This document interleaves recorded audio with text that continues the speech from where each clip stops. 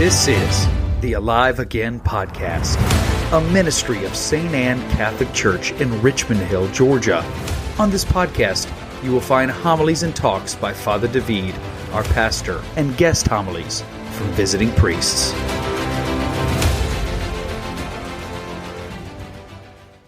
On May 13, 1917, three shepherd children, Lucia dos Santos and her cousin Francisco and Jacinta, were tending their sheep near a place called Cova da Ira, outside the village of Fatima in Portugal. Around midday, after praying the rosary, they saw a flash of light like lightning. Thinking a storm was approaching, they began to gather their sheep to return home. Then another flash came, and immediately after, they saw a lady standing above a small holm oak tree. She was described as more brilliant than the sun, clothed in white, radiant, a light that seemed to come from within her. In her hands she held a rosary, and her presence was both gentle and powerful, filling the children in peace rather than fear. Lucia, the eldest, spoke with her. The lady asked them not to be afraid and told them that she had come from heaven. Then she asked a simple but demanding question: "Are you willing to offer yourselves to God to bear all sufferings He wills to send you, as an act of reparation for the sins by which He is offended and for the conversion of sinners?" And their children responded that they were willing. She then told them that they would have to suffer much, but that the grace of God would be their strength. She asked them to return to that place on the 13th of each month for 6 months, promising that she would reveal her identity later. Before departing, she encouraged them to pray the rosary every day in order to obtain peace for the world and the end of war, which was World War I. Then she rose gently and disappeared into the light. Of course, the apparition of Fatima is one of the most, mysterious, powerful of all the apparitions, probably because of the effect that it produced in the children and the message, the secrets of Fatima that were revealed over time, but maybe not even fully revealed until today. It seems like everyone who was trying to go to the especially third secret of Fatima would say that it was too much to bear, it was too terrifying, it was too mysterious, it was too much for us to handle.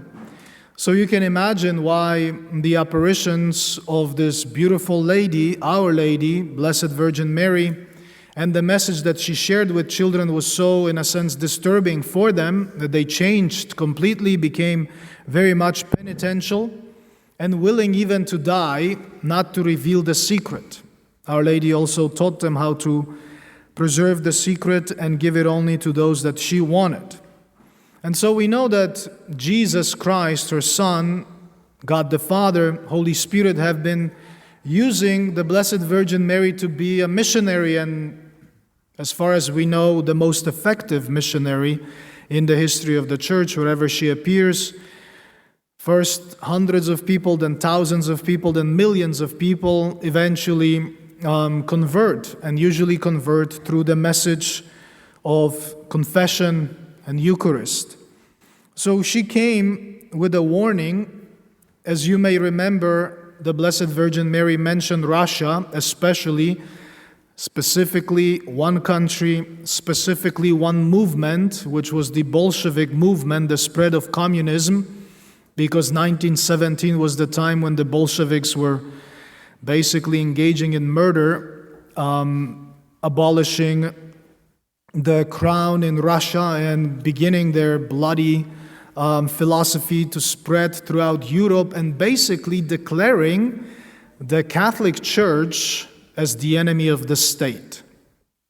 And it fell on a very fertile ground. Many people began to be violent towards Catholics, and the Blessed Virgin Mary appeared to warn people of these kind of philosophies that separate us from the source of life and source of joy, which is relationship with God. She also warned us that sin destroys souls and the world is moving away from God. What she revealed to children, especially the vision of hell, was not meant to frighten them for the sake of fear, but to wake people up to reality of the possibility of condemnation, of hell. But also to give them the remedy, which was the rosary, and something that became a part of this apparition later, which is what we will do today. I don't know if you remember, but last year was exactly the same situation. There was raining. It was raining the whole day. And in the afternoon it stopped raining, just like today. But it became something extremely beautiful. I've been to Fatima last year. I even went there for a few days. On May 13th, I was actually there. And I got to carry the statue. So they, select. I don't know how even I ended up there. I was just kind of quiet the whole time so they wouldn't ask me to leave. When I was standing there and preparing to wear the clothes that they give you, and they speak to you, the ushers, in Portuguese. Nobody knew what they were saying. But again, I was just standing there and thinking like, I cannot believe I'm here. They're probably going to ask me to leave, but they didn't. So as I was carrying this statue, it was amazing because people from all around the world were there. We were praying the rosary in different languages. It is the most peaceful experience, I think, that you can experience on this earth, along with the procession in Lourdes. And funny thing, because, thousands and thousands of people, and it's dark. They are carrying candles. It's called a candlelight candle. And there's this one lady screaming, Father Dawid, looking at her, and she's from Poland, from like my parish. It's like randomly there. But the point is, procession in Fatima began almost immediately after the apparitions. In 1917, from the very beginning, pilgrims started coming to Cova da Ira, often on foot, praying the rosary as they approached the place where Our Lady appeared. And these early gatherings, simply penitential and deeply prayerful, became what we know now, the processions. And by the 1920s and 30s, as devotion spread, and gradually the church approved the apparitions, officially recognized 13 years later, so in 1930, and they would organize processions, and they centered especially on the 13th of each month from May to October. And that's also the beginning of the first Saturday devotion, which really has its culmination between May and October. And the procession was very symbolic. First was the lighted candles that represent faith in dark world. That's why they're so beautiful and so peaceful. And then the movement together, which represents the church on a pilgrimage, but really our lives too. We are on a pilgrimage, we're walking together, and that's why I really want people to experience it, especially in South Georgia.